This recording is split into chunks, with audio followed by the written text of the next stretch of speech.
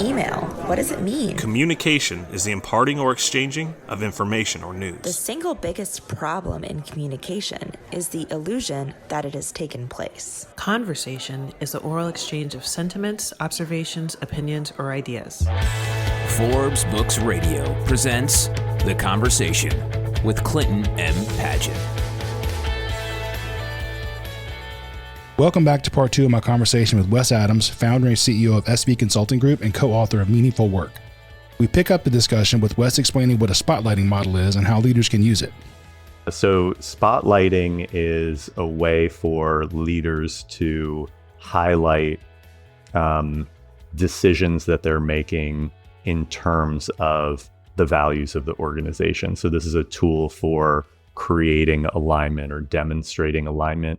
And I think it's really important because, as we were saying before, like we're very often not in the same room. Many of us are not a part of the conversations where decisions get made. And when they get rolled out, it's really important for leaders to explain why and to tie those things back to the values of the organization, the things that we say matter to us, right?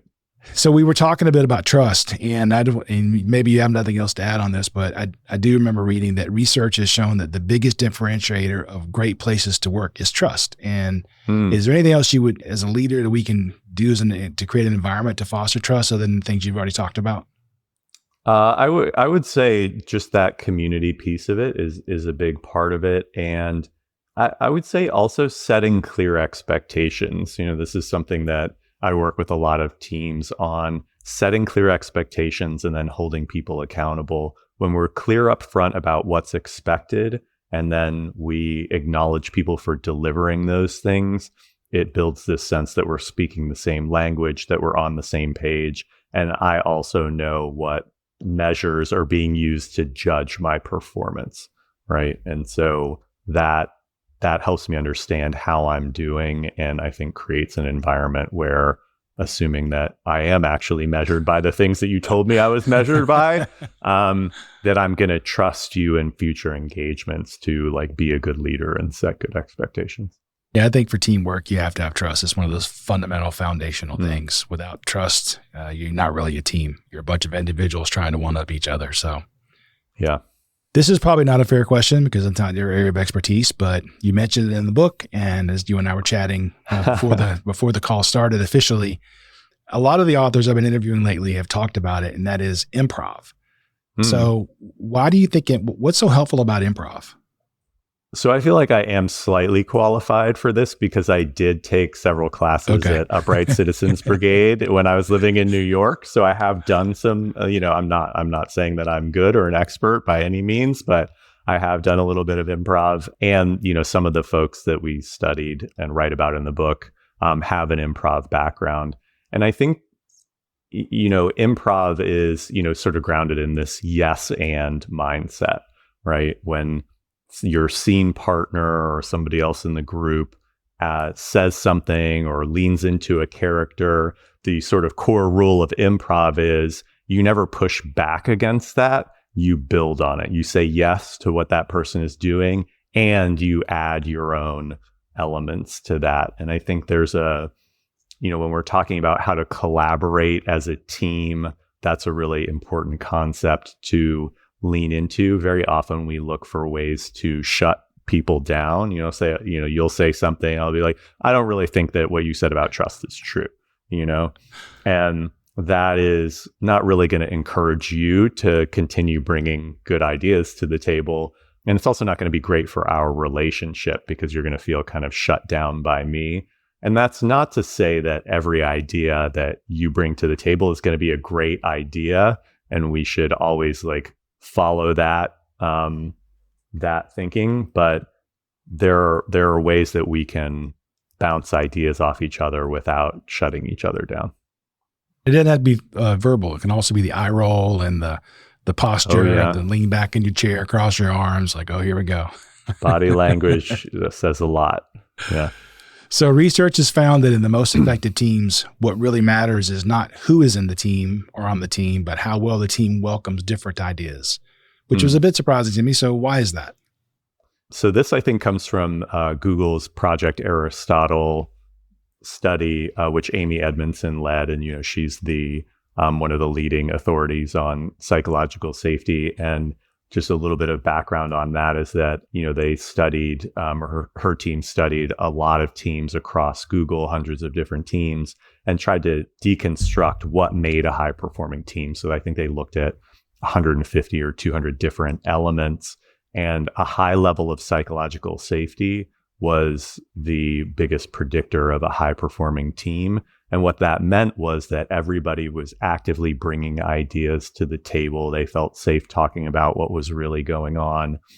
And I can't remember if it was this study in particular or a related study, but there's also this idea of airtime, right? So in the teams where one person was talking for 50 or 80% of the time, and then other people were not, usually like the leader or the boss in that group, the performance was lower, and it was much higher when there was equal airtime, like everybody was talking about things, bringing things to the table.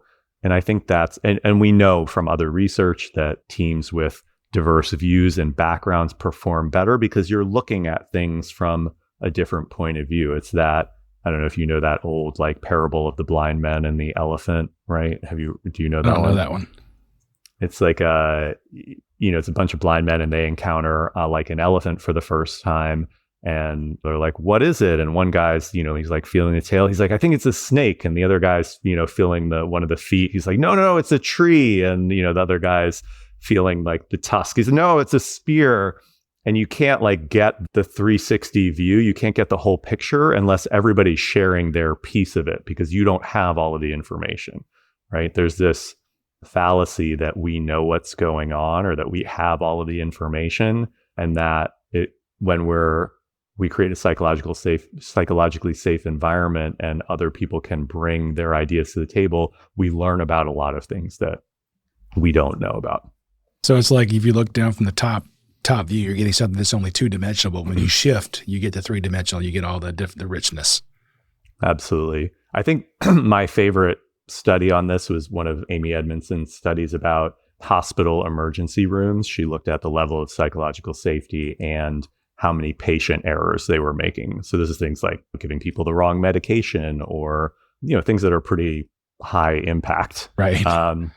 And when she originally got the data back, she was surprised because the low psych safety emergency room teams actually had lower errors than the high psych safety teams. And she thought it would have been the opposite, and she went back and did some more digging. And what she found was that the low psych safety teams were actually committing more errors. They just weren't reporting them. And so I think this is a great example. As a leader, your ability to make good decisions relies very heavily on the quality of information that you have to make those decisions. And so if you're creating an environment where people don't feel like it's safe to speak up, then you're not getting the information that you need to make good decisions. And there are things happening underground that are not good that you don't know about that are eventually going to blow up in your face. Yeah, it goes back to what I was saying earlier. As a project manager, I want to know the bad news as soon as possible because I have more options to help you. If you tell me at the last second, I have a project that I know about where they had to air freight concrete block to a construction site, which is not the recommended shipping method. So when you find out late, it's the only option left. So you want to create that environment where people are willing to tell you the truth as soon as possible. Yeah. And not easy to do because most of us weren't, didn't come up in that kind of environment. And we think we're smart enough to figure it out so nobody has to know. And right. We probably are, but we have 10 things on our plate. So yeah. You actually segued into this next question quite well because you mentioned people talking. And I lead a lot of sessions. And as you just mentioned, there'll always be one or two people that are quite happy to fill all the time and do all the talking. But as a facilitator, your job is to really get everybody to participate because they're on the team for a reason. So they must be adding value. Mm-hmm.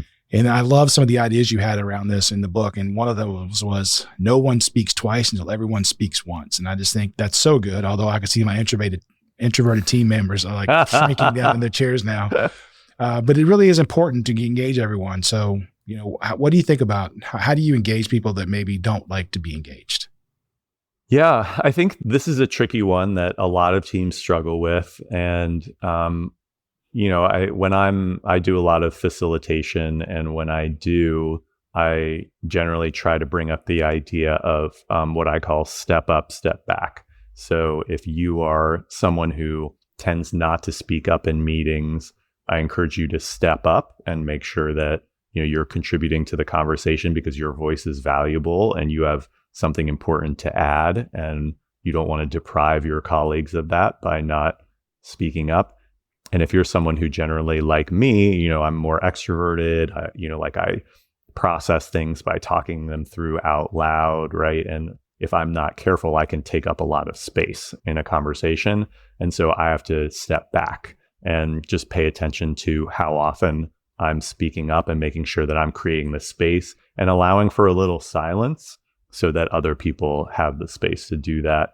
And that requires some level of self-awareness, right? And the nobody speaks twice until everybody speaks once is a way to kind of enforce that level of self-awareness. And, I've tried that working with teams, and some people really struggle with that. You can see them like vibrating because they've already spoken and they have something they really want to get out. And yeah, it's tough, but just starting to be aware of that and paying attention to that really adds a lot of value by creating the space for all of those ideas. I think when we're talking about introverts or people that process different information in different ways, I think one of the disservices we do both to them and ourselves is we don't give people time to reflect on information before we show up in meetings. It's like, okay, show up in the meeting. Here's the PowerPoint. Here's the thing. What do you think about it? And not everybody works that way. I mean, I'm comfortable working that way, but if we send things out the day before, give people a chance to read it, think about their questions, the conversation is going to be much richer because those people feel that they've had time to prepare, right? And so we can't ambush people with new information in a meeting and expect them to know right away what they think about it, because not all of us work that way. And some really great ideas are going to come from people who need a day to process. Yeah, we just had I'm on a board at Georgia Tech, and we had a meeting last week, and the head person sent out an email ahead of time saying, these are the topics I want to discuss. And it was really well received. People came to the meeting with ideas, and now that's going to be the standard going forward, is to send out do the pre-work, basically. Yeah. One of the things that I think is kind of keep talking about this is a challenge also with remote hybrid teams, is I know we've all seen this where the people in the room dominate the conversation. And then at the very end, you go, oh, that's right, we got Bob on the phone. Hey, Bob, you got anything to add? Of course, all the good ideas have gone, right? So one of the things I like to do is, and I'm curious if you agree with this, is maybe try to call on the people on the call first, say, and give them a chance, because if you get them at the very end, all the good ideas have already been put out and they don't really have a chance to shine. So I like to at least bring them in early in the call to say, well, we got Bob and Sue on the call, so let's start with them. Yeah. Especially if you give Bob and Sue a heads up, hey, I'm going to call on you first, so that they're not surprised. Yeah, exactly. So another thing that I'm sure you deal with, and I know I do, is conflict. And in the heat of the moment, it's really hard to not make that snarky comeback that's going to win the argument, Mm-hmm. And so I loved your PAIR model. You described, I think, as pause, explicitly acknowledge, ask questions, and reflect. Those are the PEAR. Can you describe that a little bit? Yeah, I mean, I think this is a great, going back to the idea of psychological safety, it's a great little framework that you can use to react when somebody brings something challenging to the table, maybe news that you weren't expecting or an idea that conflicts with your idea. And remembering that, first of all, you want to create an environment where people feel safe to do that. And second of all, we don't have all the answers. Typically, we don't have all of the information, and we may feel like we're right, but maybe we're not. And so just taking a moment to step back, acknowledge, thank the person for, bringing that to the table, and lean in with curiosity rather than trying to push back. I think this ties very nicely to the yes and improv concept that we were talking about earlier. That's a great way to collaborate with someone and show them that we're on the same team, even though you might continue to disagree after you've discussed it. So it's not enough just to say, well, I must not have explained it good enough because I know I'm right. I can't do that. Let me yeah, what aren't you getting about this? But yeah, it's not easy to do in the moment, right? No. It's a practice like anything else that we have to, exercise and build that muscle and remember to do. And I research this stuff, I study it, I teach it. And every day I catch myself doing things. I'm like, oh, I shouldn't have done that. I should have done something else. Right. So you never get to the point where you're perfect at this, and you never get to the point. One of the things that I always think is really important to share with people is that you never get to the point where in your head that voice goes away, that wants to be like, oh, this person doesn't know what they're talking about, or I can't believe that they are not hearing me, right? Right. That doesn't go away. That stays with you forever. You will never eliminate that or solve that, but you can learn to recognize it and then deprioritize that voice in favor of something that's going to be more productive. So I guess all that to say, and this is a reminder to myself as much as anyone else, but not to beat ourselves up for hearing that voice in our head, because it's not going anywhere. At least you acknowledge it and move on. So yeah. You say in the book that character counts twice. How do you define character, and why is it doubly important? So I think this is in relation to when we're talking about how we're hiring people, how we're selecting members of the team. And very often when we're hiring people for a certain set of skills, right? Are you a good developer? Are you a good engineer? Do you have experience doing X that we need at the moment? And character, the idea of character is, someone's individual set of values, right? And how they show up in the world and what they believe is important. And if we want to maintain alignment in our organizations, we should really be thinking about whether the people we're hiring are aligned with our mission and our values, right? There's a temptation to hire somebody that's like a really high performer and is going to deliver on something we need in the short term, but maybe isn't totally aligned with our values, but it's going to be like a really strong pinch hitter. And the research from Harvard and elsewhere shows that actually has a negative impact on the team. Even a very high performer that is culturally misaligned creates negative impacts in their relationships with other people, in the disengagement and discouragement that comes from having to deal with somebody like that, especially if they're more on the toxic side.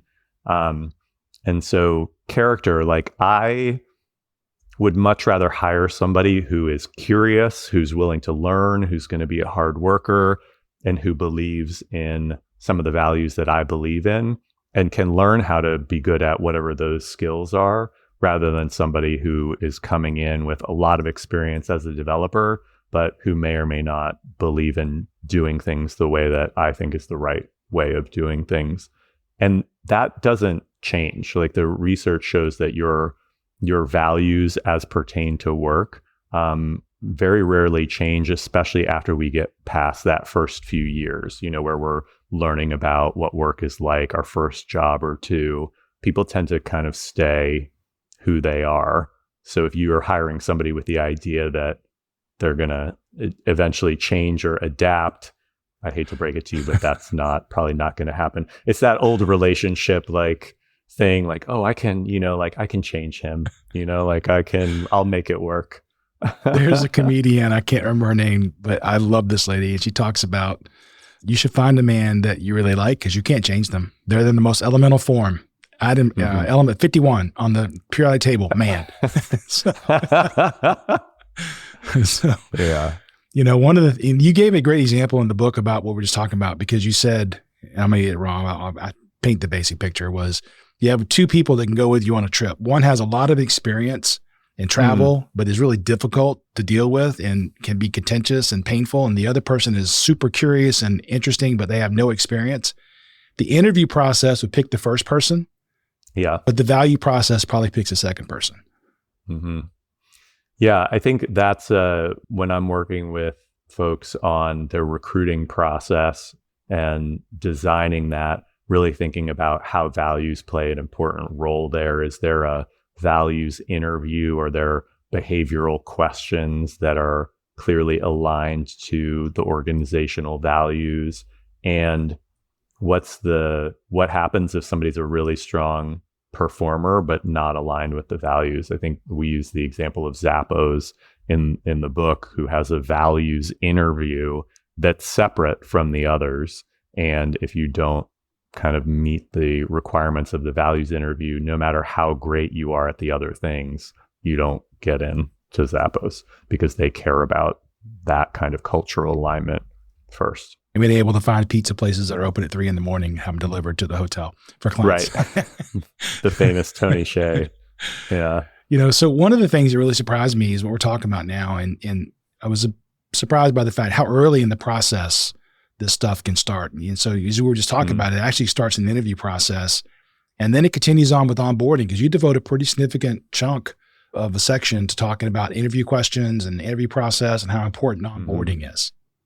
This was something in the research that actually was, I think we suspected that it played some role, but I don't know that we recognized how big an impact some of those early conversations have on the sense of meaning that you experience throughout your tenure with a company. So we found that just talking about values, having the values conversation in the interview, you were still able to measure months or years later that in like an increase in feeling that your work is meaningful. So how we go about the interview process, and especially the onboarding process when we welcome people into the organization, we're setting the stage for the rest of their time. It's that first impression really lasts in a significant way. And so in the book, we talk a lot about, we talked a little bit already about the interview process. We talk a lot about onboarding and how to accelerate the process of building relationships, of bringing people into the community, of helping them achieve what we call cultural mastery, like understanding the values and what's appropriate and how to be a part of that. And yeah, that is a big opportunity that I think a lot of companies miss. Sometimes you just like, oh, here's your laptop, fill out these forms and let's get started. And I think as we're in an environment where more and more people are remote, we have to do an even better job of investing in that process so that it feels like I think we use the analogy of like going down to City Hall and getting your marriage certificate versus having a wedding, right? Like what kind of relationship, are we setting the stage for? Yeah, for me, it was really timely because we're doing some interviews now, and I'm definitely going to add some of those questions for the values into the process. So I think that'll be helpful. And I could probably get better at onboarding too. Yeah. I mean, we can all always get better. I think in the interview process, I'm a big fan of behavioral interviewing, like really focusing on people telling stories about how they have done things in the past. Because it's really easy to say, oh yeah, I believe in transparency. Absolutely. But asking specific questions is much harder to make up a story and make it sound plausible. Yeah. And do I have to give them advance notice of that, or can I just catch them in the moment? No, you don't need to give them advance notice. No. I mean, I think as a candidate, like you should be preparing for job interviews, and you should know what the company's values are. And I think what's great about that is it also gives candidates the opportunity to self-select out, right? If you're emphasizing values and I'm not really aligned with that, I may decide that, well, maybe this place isn't the right fit for me. And that's great for everybody because it allows everybody to focus on more valuable opportunities. Yeah, for us, it's challenging because we travel a lot for our job. And so I joke that we try to get you not to come to work for us. We talk about how bad the travel is and how much your family's going to miss you. Because if you say yes after all that, then hey, it's on you. Yeah. You clearly knew, right? Zappos for a while paid people to quit within the first 6 weeks. Like they had a 6-week onboarding process, and they would pay people like a month's salary to not take the job. Like at any time they could leave. Wow. And I remember hearing Tony Hsieh talk about it and saying, like we got to the point where not enough people were taking that money. And so we increased it because like we need to set a higher bar for like not enough people were taking the money and leaving, and we know we're not that good at picking people. So I thought that was an interesting approach. No, that's very interesting. People have more money than me, paying you to kill projects, paying you to quit the job. I don't know. So if but I mean, you make a great point, right? And I think that is a resistance that a lot of us have is, oh, like I don't have the money to do that. Like you want to pay people not to work here, but it's a long-term play, right? If you're thinking in quarters or you're thinking, like what's my P&L going to look like this month, then it's going to be really hard to justify. If you're thinking about how am I growing this business over the next couple of years and what am I investing in, that's where it really will make a difference. And there's been a case where I hired a headhunter in which I had to pay him a big fee. And if they'd quit in the first month, I wouldn't have to pay it. And that probably would have been better off. So if a leader's listening today and wants to make work more meaningful for their team, what is the first thing they should do tomorrow morning? I think the positive feedback is what I always come back to. Like think about something that, your people on your team did this week and pull them aside and say, hey, I really appreciated that you did this. And here's why. Here's the impact that it had. And I'd love to see you do more of that moving forward. That's great. So as we kind of wrap up, I always have 3 questions that I ask at the end. The first one is, are there any leadership principles that speak to you personally and guide your day-to-day behaviors? I think the idea that leaders don't have all the answers is something that I continue to try to remember. I'm always trying to learn and hopefully be open to changing my mind about things. What's the best piece of advice you've ever been given? I think do what you think is right. And what is the best? This is going to be hard for you because you appear to be a voracious reader and certainly you're a deep researcher. So what is the best book or article you've read recently and what was the key takeaway? I've been reading a lot lately about AI and AI use. And I think what resonated with me was, and I'm thinking a lot about AI in the context of meaningful work and how we're intentionally or unintentionally designing workflows in ways that affect that. How AI use, it was an HBR article. I'm sorry, I can't remember the author, but it was just a couple of weeks ago. And it was focused on how AI is creating this environment where like, oh, I now can do more things than I could do before. So I've got like one chat running that's doing this, and then this one's researching that. And like, I'm not a designer, but now I can pretty much design something with my, Claude hooked up to Canva or whatever. And there's an overwhelm that potentially comes with that because we now have access to do more things. And just the idea that it's still okay to have people with some expertise, focus on some things and not try to be taking on additional or too many additional things at one time. I know for me, I'm like, oh, there are so many things I can do by myself now, and I, a couple of weeks ago, found myself spending hours, I was just like really deep in it. I was running different chats and agents and all of that stuff at the same time. And I realized like, I've been here for hours. I haven't talked to another person. I guess I'm accomplishing a lot, but I don't know if it feels good to me. And so remembering to take a step back and be intentional about how we're spending time there and how we're designing our jobs so that we're focusing on the things that are meaningful and not just getting a lot of things done. I don't know if it was that article that I read recently or a different one that's similar, but it talked about people are actually being more productive with AI, but it's not the time saver that they thought because they're just filling like you did. They're filling it up with more stuff. Yeah. It's not like they're actually relaxing, getting that free time that they were promised. It's more about now just get more done now. Right. And then there's no time to process it or to build those relationships we were talking about because you're just like jamming it in there. And as far as the expertise goes, when I teach project management classes, the engineers in the room will always go, when do I get my copy of Microsoft Project or P6? And I always tell them, that's not what you're hired for. You're hired to do engineering work. Then let somebody else, be the jockey on the keyboard for Microsoft Project. That's not what we want you to waste your time doing. Yeah. Yeah. It's, we're moving into a very interesting, I think potentially very exciting and also kind of scary space. Yeah. And How it goes is going to depend a lot on how we're intentionally or unintentionally making decisions about what we're using AI for and what we're not. I agree.